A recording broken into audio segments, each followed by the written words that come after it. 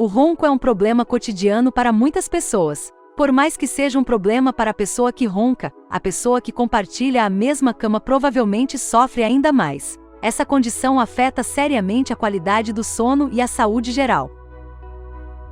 Para resolver este problema, muitas pessoas procuram medicamentos de venda livre. No entanto, essa não é a melhor solução.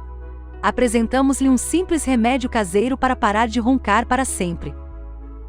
Antes de chegar ao remédio, discutiremos as razões pelas quais essa condição acontece.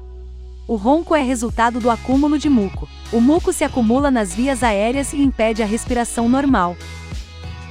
Além disso, o ronco pode acontecer devido a vários outros fatores, como asma, alergias, sinusite ou congestão nasal. Além do mais, alguns medicamentos podem causar ronco ou simplesmente pode ser uma condição hereditária.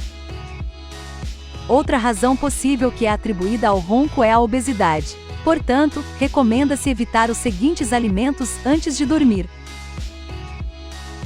comidas fritas, alimentos processados, laticínios, alimentos farinhosos pesados, álcool excessivo, chocolate.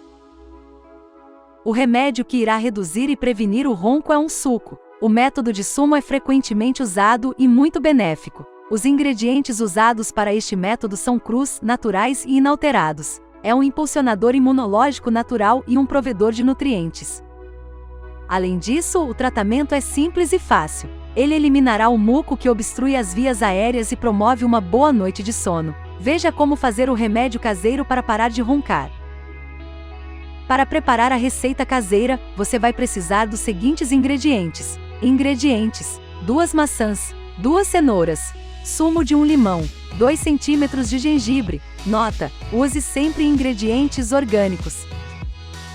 Modo de preparo: simplesmente coloque no liquidificador todos os demais ingredientes e bata bem até que se forme uma mistura homogênea. Você deve beber este suco algumas horas antes de ir para a cama.